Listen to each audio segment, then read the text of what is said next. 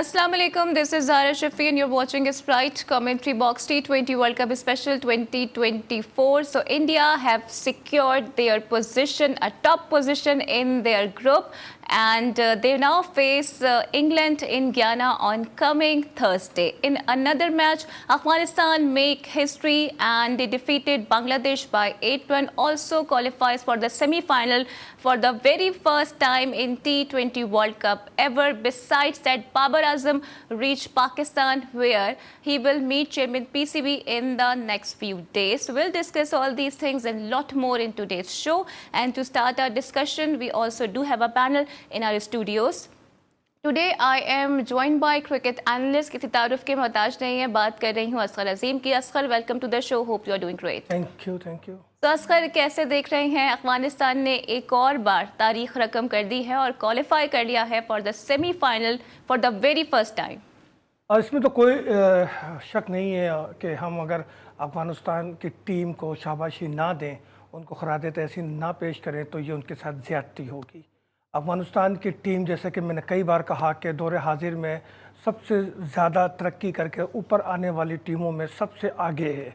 और अब जैसे कि कुछ लोग ये भी कह रहे हैं कि एशिया की दूसरी बड़ी टीम बनती जा रही है, तो नो डाउट जो मेहनत करता है फल भी उसी को मिलता है, नाम भी उसी का होता है. और इस पूरे टूर्नामेंट में आपने देखा कि अफगानिस्तान की टीम ने जो परफॉर्मेंस दी, उसके टॉप ऑर्डर ने जो परफॉर्मेंस दी, उसकी वजह से खुद बाबर और रिजवान का भी एक रिकॉर्ड ब्रेक हो चुका है. बाबर और रिजवान ने 2021 में दुबई वाले T20 वर्ल्ड कप में 411 रन की पार्टनरशिप की थी, तमाम मैचेस को मिलाकर ओपनिंग स्टैंड दी थी. जबकि इस बार अफगानिस्तानी बिटर्स ने जो है वो ओपनिंग स्टैंड 442 रन देकर जो है वो उस रिकॉर्ड को ब्रेक कर दिया है. जबकि उनका भी एक मैच बाकी है और अगर वो मैच जीत गए तो फिर एक और मैच उन्हें खेलना होगा. और जो पोजीशन है, जो जोश है, जो जज्बा है, वो मुझे लग रहा है कि अफगानिस्तान की टीम आज जो है वो इस बार जो है बहुत कुछ करने के मूड में है.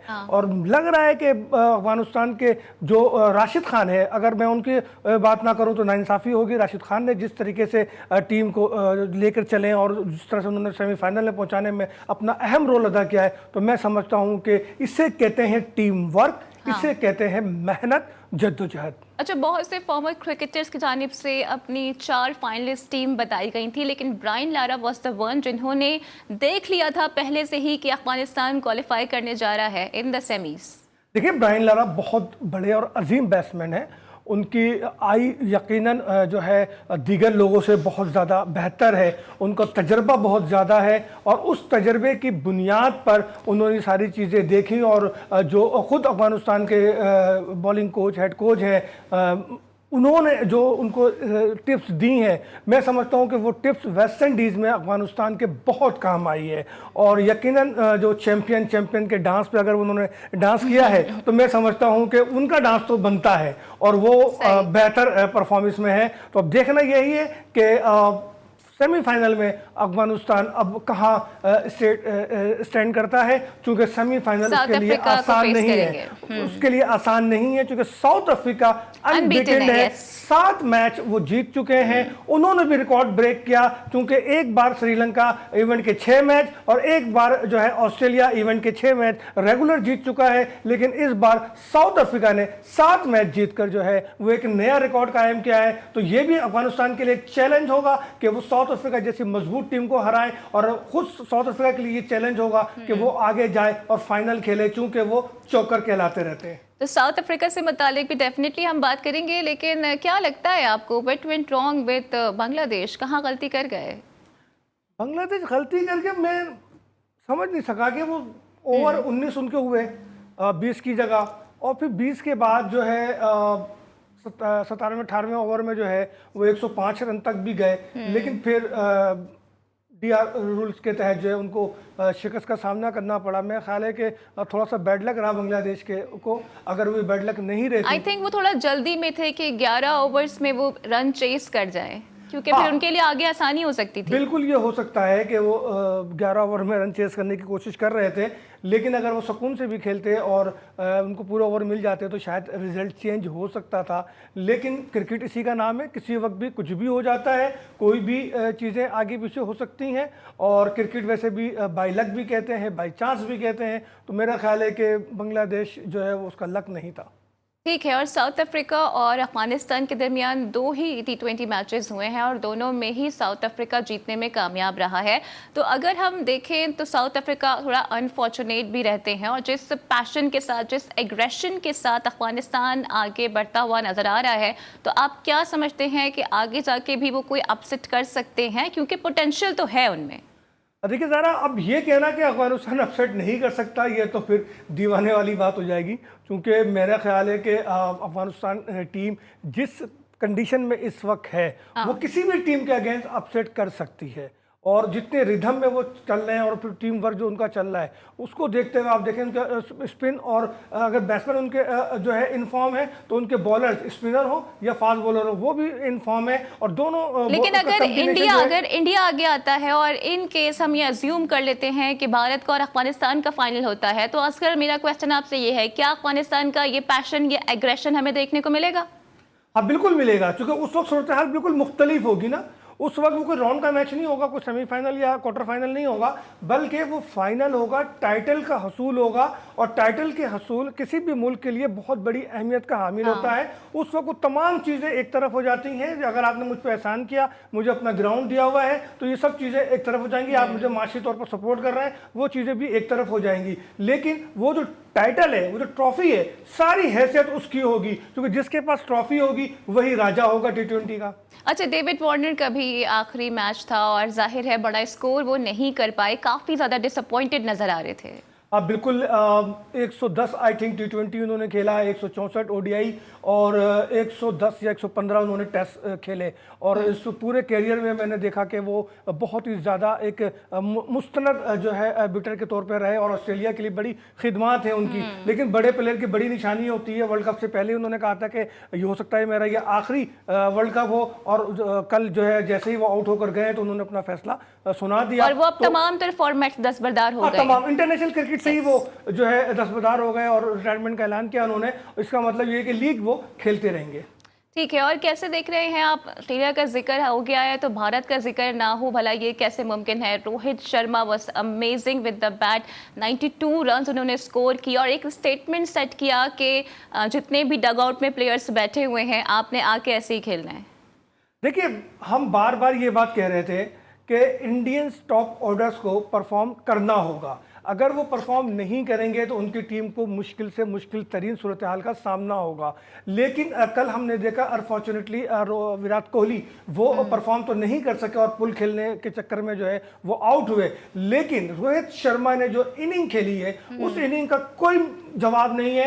आई थिंक 42 या 41 बॉल्स पर 92 रन उन्होंने बनाए, और जिस तरीके से चारों तरफ ग्राउंड के उन्होंने शॉट खेले और फिर एक ही ओवर में 29 रन लेना, तो ये भी बड़ा रिकॉर्ड है। और फिर आपको ये भी बताते चले कि रोहित कल इतने फॉर्म में थे कि उन्होंने 200 छक्कों का रिकॉर्ड भी अपने नाम कर लिया है। और बहुत ज़्यादा इस बात को यानी कि रोहित खेलेगा, टॉप ऑर्डर उनका खेलेगी तो फिर उनकी पूरी टीम खेलेगी। और उन दोनों आप देख लें कि रोहित के खेलने की वजह से पहली बार इस वर्ल्ड कप में 200 प्लस का स्कोर हुआ, वरना स्कोर भी 200 प्लस नहीं हो रहा था। तो मैं समझता हूं कि रोहित शर्मा ने अपने पर जो कर्ज था इस इवेंट का वो कल अदा कर दिया है। बिल्कुल ऐसा ही है। और जाहिर है अफगानिस्तान की जीत भी कोई छोटी जीत नहीं है, और बड़ी टीम्स को हराते हुए वो यहाँ पर पहुँचे हैं। लेकिन आज एक छोटी सी कंट्रोवर्सी भी हुई है, वो क्या मैटर है ये भी आपके सामने रखेंगे। एंड बाय द वे, आपके पास भी एक चांस है, आप भी T20 वर्ल्ड कप का फाइनल देख सकते हैं। एंड फॉर दैट आपको सिंपली करना ये है कि बहुत सारी स्प्राइट पीनी है, और बॉटल में कैप होगा, कोड होगा बेसिकली, और बॉटल में भी एक QR कोड होगा, उसे आपने स्कैन करना है। व्हेनेवर यू स्कैन इट तो एक व्हाट्सएप की विंडो खुलेगी, और उस व्हाट्सएप की चैट में आपने अपना नाम, एड्रेस और ID लिख के सेंड करना है। And via lucky draw you could get a chance to be present at T20 world cup final. और डिस्कशन के सिलसिले को भी आगे बढ़ाएंगे, but right after this break.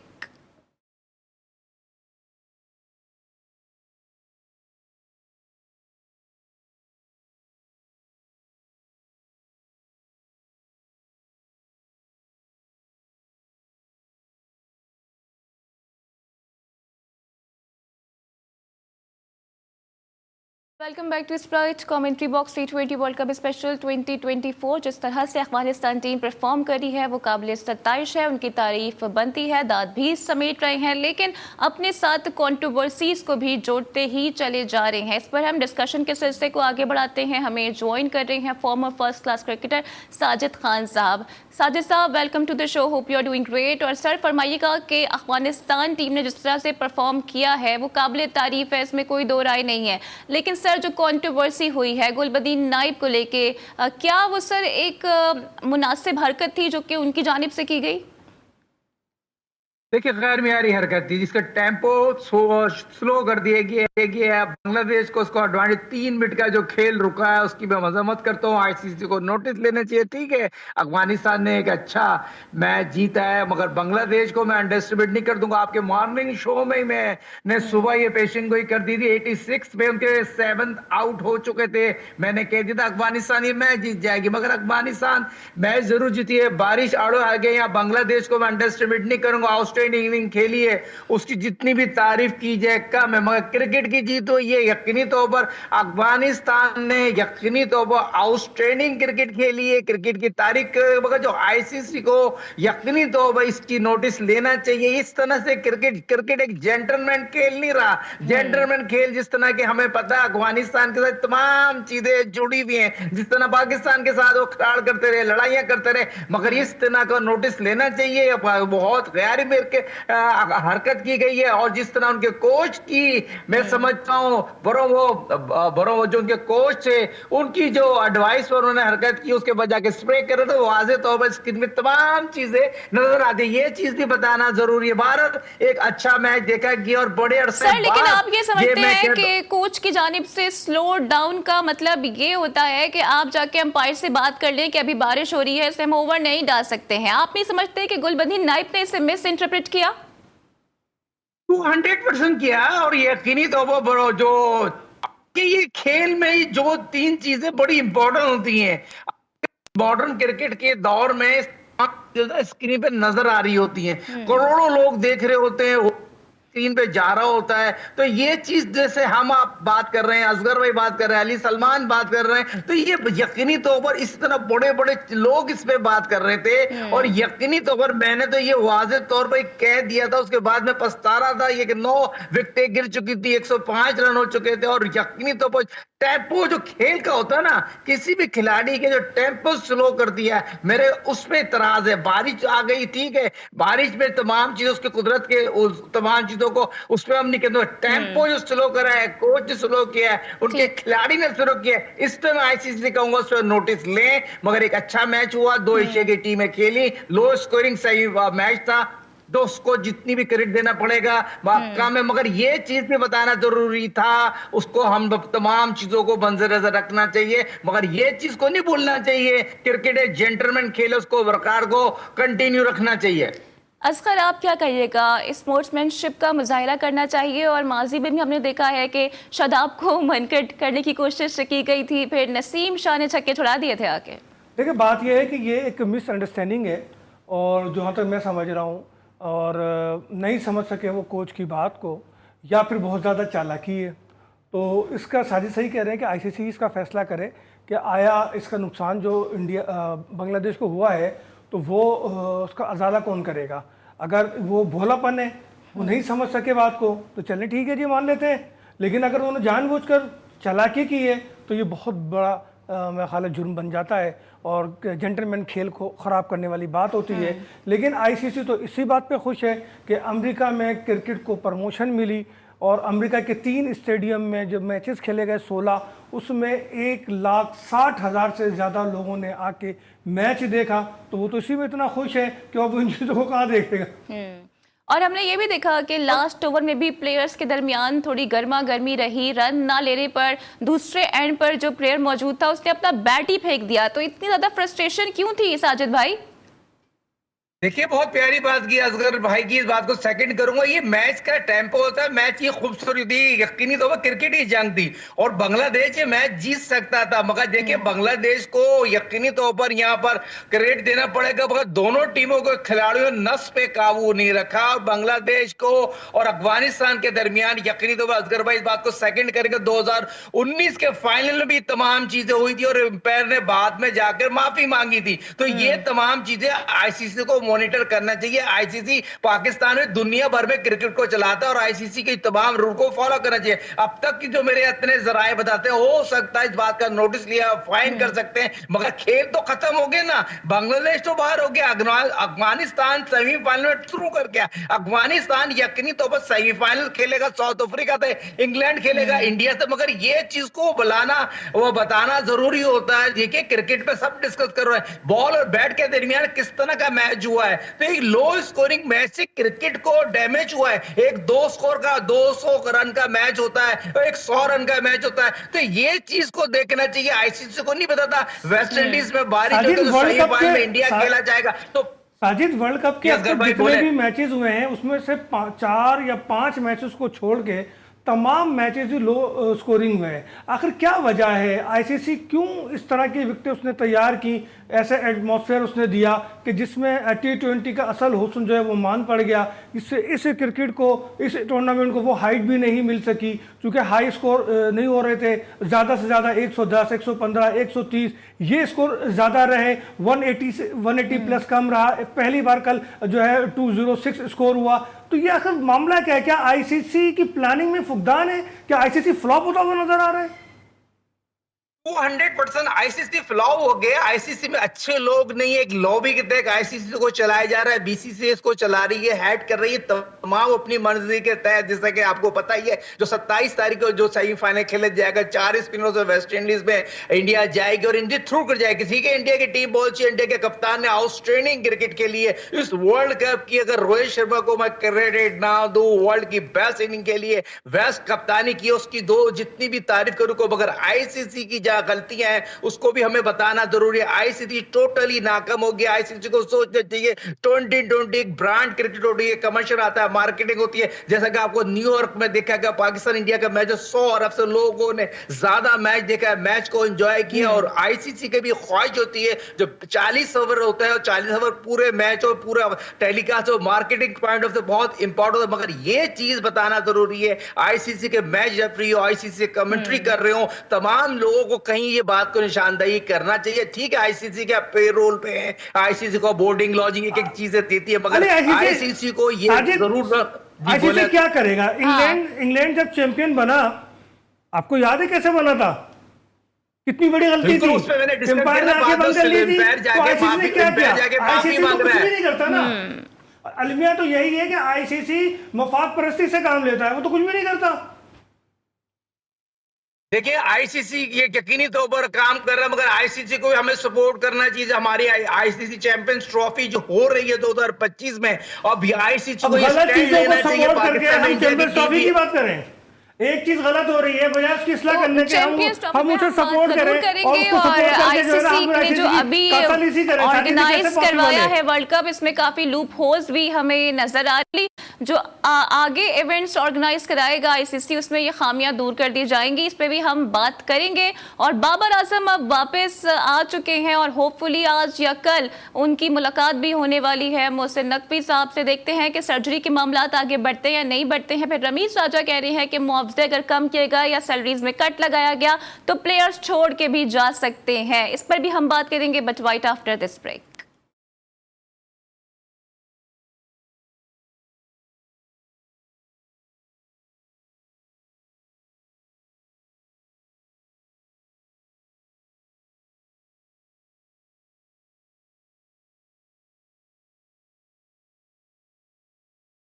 Welcome back to Sprite commentary box T20 world cup special 2024। और जैसा कि आप जानते हैं कि अब बाबर आजम पाकिस्तान पहुंच चुके हैं और डेफिनेटली अब उनकी मुलाकात भी होगी चेयरमैन पीसीबी से। फिर गैरी क्रिस्टन की भी रिपोर्ट का इंतजार है और वहाब रियाज की जानिब से भी एक रिपोर्ट पेश की जाएगी जिसके तहत फिर ये फैसला होगा कि इस टीम की सर्जरी करनी है या नहीं करनी है, या फिर मामलात को ऐसे ही आगे बढ़ाना है। साजिद खान साहब हमारे साथ मौजूद हैं। सर फरमाइएगा, मरीज तो आ गए हैं, क्या सर्जरी होती हुई नजर आ रही है? देखिए, पाकिस्तान की हिस्ट्री में मोहसिन नकवी साहब पाकिस्तान की हिस्ट्री में सबसे पावरफुल पीसीबी के चेयरमैन है। अब भी सर्जरी ना हो, पोस्टमार्टम ना हो और इनको यकीनी तौर पर इसमें तमाम चीजों को नोटिस, तमाम पूरी दुनिया में लोग जो पाकिस्तान गैर म्यारी क्रिकेट खेली है, गैर म्यारी क्रिकेट को इतनी गैर म्यारी क्रिकेट खेली है जिसका मैं बयान नहीं कर सकता। लोग क्रिकेट देखने को पसंद ही नहीं करते जिस तरह पाकिस्तान के साबिक चेयरमैन साहब बात कर रहे हैं। देखिए, पाकिस्तान से बढ़कर कोई चीज नहीं है। आपको याद होगा 87 में अजहर भाई बैठे, जावेद मियां को कप्तान बना, 7 नए टेस्ट प्लेयर बना दिए थे। पाकिस्तान है तो हम सब हैं, पाकिस्तान है तो सब कुछ है, पाकिस्तान नहीं है तो कुछ नहीं है। प्राइवेट लीग को तरजीह देंगे, प्राइवेट लीग 2 दफा पाकिस्तान टीम से बाहर हो जाएंगे ना, प्राइवेट लीग जितनी जाके खेलने कोई अहमियत ही नहीं होगी, दोबारा घूम फिर के ही आना पड़ेगा। मगर प्लेयर पावर को तोड़ना पड़ेगा, पाकिस्तान को तरजीह देनी पड़ेगी। मगर इस प्लेटफॉर्म के तबस्सुम तो मैं कहता हूं सरफराज अहमद को 1 साल का कप्तान बनाते और मोइन खान जो पाकिस्तान के साबिक कप्तान है उनको 1 साल के लिए उनके साथ टीम देते। 2003 में तो राशिद लतीफ को दी थी और जावेद मियां को, तो 1 साल के लिए पाकिस्तान क्रिकेट बोर्ड के चेयरमैन मोहसिन नकवी साहब, आप ये इंशाअल्लाह ताला ये काम कर लें तो रिजल्ट आपके सामने आएगा। पाकिस्तान में टैलेंट है, बैकअप है, तो ये चीज को बताना जरूरी है। दूसरा, जो असगर भाई बात कर रहे थे ना, 2022 का वर्ल्ड कप कवर करने गए थे ऑस्ट्रेलिया में, तो देखिए ऑस्ट्रेलिया में कवर करने गए थे, जैम पैक क्राउड था, पिच बहुत इंपॉर्टेंट होती है। क्या आईसीसी 2 सेमीफाइनल करने जा रहा है तो पिच सपोर्टिंग विकेट बनेगी। 2 कर साउथ अफ्रीका और अफगानिस्तान का मैच होता है कि बैटिंग पैराडाइज विकेट बनती है तो मजा आता है। इंडिया और इंग्लैंड का मैच होता है, बैटिंग पैराडाइज विकेट बनती है तो मजा आता है। ये आईसीसी को नोटिस लेना पड़ेगा। दूसरी चीज बहुत इंपॉर्टेंट है, देखिए आईसीसी को यकीनी तौर पर ये तमाम चीजों को कवर करना पड़ेगा। बहुत ज्यादा तंकीद हो चुकी है। लेकिन वो कह रहे हैं ना कि डोमेस्टिक को अब हम इज्जत देने जा रहे हैं और दीगर जो मामलात हैं फिर उनको डोमेस्टिक की सतह पर भी आगे बढ़ाया जाएगा।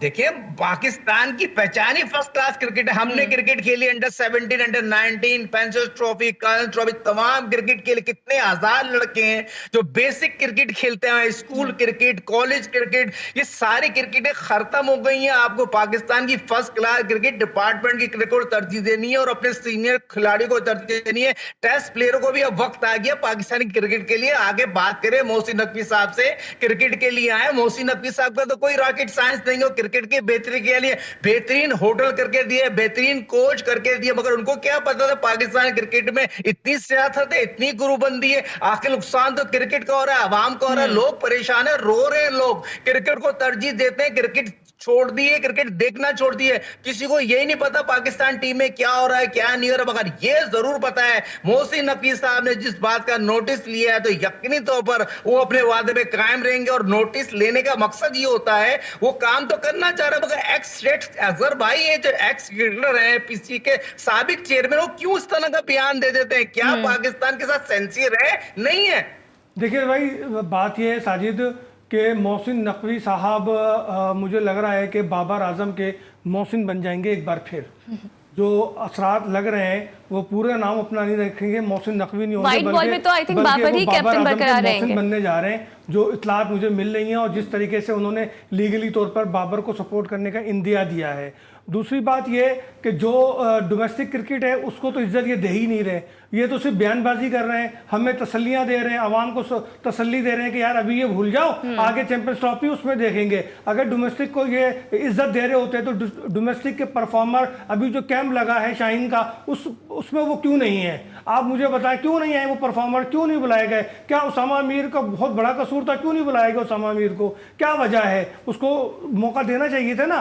फिर अगर डोमेस्टिक को ही इज्जत देनी है तो डोमेस्टिक के उस पूरे स्ट्रक्चर को बहाल करें ना। पूरे जो एक खत लिखा, मैं आपको बताऊं अभी अगर टाइम हो तो, उसने पाकिस्तान स्पोर्ट्स बोर्ड ने एक खत लिखा, तमाम डिपार्टमेंट को, 21 डिपार्टमेंट को, और उनसे कहा कि आपके पास स्पोर्ट्स के हवाले से जो भी इंफ्रास्ट्रक्चर है, जितने भी खिलाड़ी हैं, जितनी भी टीमें हैं, वो हमें बता दें, खासकर क्रिकेट के बारे में। आपको पता उसका रिजल्ट क्या हुआ है? उसका रिजल्ट ये हुआ कि नेशनल बैंक ने वो जो खिलाड़ी मौजूद थे उनको भी बोला कि चलो भैया निकलो और जाके अपने अपने ब्रांचों में जाके ड्यूटी करो। तो ये सारी चीजें हो रही हैं। फिर जो वज़ीर आज़म कह रहा है, बोर्ड कह रहा है कि जी टीमें बनाने के लिए, स्पोर्ट्स बोर्ड कह रहा है टीमें बनाने के लिए, कोई डिपार्टमेंट टीम बनाने के लिए तैयार नहीं है। तो आप मुझे बताएं कि यहाँ कहाँ डोमेस्टिक की बात है? जब तक डिपार्टमेंटल टीमें नहीं बनेंगी उस वक्त तक हमारा लड़का सामने नहीं आएगा। जब तक उसको माशी तौर पर मजबूत नहीं करेंगे उस वक्त तक वो सामने नहीं आएगा, उसकी सलाहियतों को इजहार नहीं होगा पूरा। तो जो असल काम करने का है, मोहसिन नकवी साहब को चाहिए कि वो वज़ीर आज़म के साथ मिलकर वो असल काम करें, क्योंकि उनकी बात तो कोई भी नहीं टालता। वज़ीर आज़म उनकी बात नहीं टालते, ना वो टाल सकते। तो जिस पोजीशन में मोहसिन नकवी है, तो मेरा कहना यही है कि बजाय बाबर आजम के मोहसिन बनने के, वो इस कौम के मोहसिन बन जाए, इस क्रिकेटर के मोहसिन बन जाए, पूरा स्ट्रक्चर बहाल कर दे, तो मैं समझूंगा वाकई मोहसिन नकवी साहब आपने अपने ऊपर जो कर्ज नहीं था वो भी अदा कर दिया। और साजिद साहब, जैसे कि अभी असगर ने कहा टीम बनाने की बात की, तो आप समझते हैं जो टीम ये बनाई गई थी बेसिकली, इस पर बाबर से क्या ये सवाल होगा कि इसमें आपका इनपुट क्या था? जो प्लेयर्स आपने सिलेक्ट किए हैं और शादाब को आप किस बेसिस पर बार बार खिला रहे थे? देखिए, इसमें तो कोई रॉकेट साइंस ही नहीं है ना। एशिया कप, वर्ल्ड कप, तमाम चीजों पर शदाब को खिला रहे हैं। बाबर ने दोस्ती यारियां निभाई है, डंके की चोट पे निभाई है, इस पर तो कोई दो राय नहीं है। बात ये हो रही है, अगर अपने खिलाड़ी कोई बैकअप तैयार नहीं करेंगे, आज इंडिया की हम क्यों बात कर रहे हैं? इंडिया के पास बैकअप इतना प्यारा है, इंग्लैंड के पास बैकअप प्यारा है, ऑस्ट्रेलिया बैकअप, हमारे पास बैकअप ही नहीं है। तो हमने इस प्रोग्राम के तवज्जुह से मोहसिन नकवी साहब से रिक्वेस्ट की है। पाकिस्तान के पास 65 टेस्ट मैच खेला है, 140 ओडीआई खेला है, क्योंकि ओडीआई टेस्ट मैच है। सरफराज अहमद को फौरी तौर पर कप्तान बनाया और मोइन खान जो पाकिस्तान के साबिक मैनेजर है, साबिक कप्तान है, उनको टीम दे दें और एक टीम 1 साल के लिए दें। जो ग्रुप बंदी है ना पाकिस्तान टीम में, लैगिंग डिसलैगिंग खत्म हो जाएंगे। ये चीज को मैं रिक्वेस्ट कर सकता हूं। जैसे और दूसरी चीज जो असगर भाई बात कर रहे हैं, देखें प्लेयरों की बात हो रही है, मगर अब है पाकिस्तान के तमाम सीनियर जर्नलिस्ट की मैं यहाँ बात करते चलूं, यहाँ पर माजिद भट्टी साहब का जिक्र करते चलूं, नसीम राजपूत का, अली सलमान का, मिर्जा इकबाल बेग का, याहिया हुसैनी को, पाकिस्तान क्रिकेट बोर्ड को सीनियर जर्नलिस्ट जो स्पोर्ट के जर्नलिस्ट हैं उनको ऑन बोर्ड रहने से उनसे पूछना चाहिए। हमारे जर्नलिस्ट का बड़ा अहम रोल है। रिस्पेक्ट खत्म हो गई है, बिल्कुल टीम में बहुत सारे मसाइल हैं और इन मसाइल को हल करने का वक्त आ गया है, क्योंकि जो हमारी क्रिकेट है इसमें मुसलसल हम देख रहे हैं कि डिस्ट्रक्शन नजर आ रही है और कंस्ट्रक्टिव वर्क कहीं पर भी नजर नहीं आ रहा है। बहरहाल कल फिलहाल कोई मैच नहीं है, लेकिन कल भी हम आपकी खिदमत में हाजिर होंगे, हमारी कोई छुट्टी नहीं है। और परसों फिर सेमीफाइनल्स भी खेले जाएंगे। मेरे साथ हमारे पैनलिस्ट साजिद खान और असगर अजीम मौजूद थे। आप दोनों का भी बहुत शुक्रिया। कल होती है आपसे फिर मुलाकात, same time same place. Till then take care, Allah हाफिज।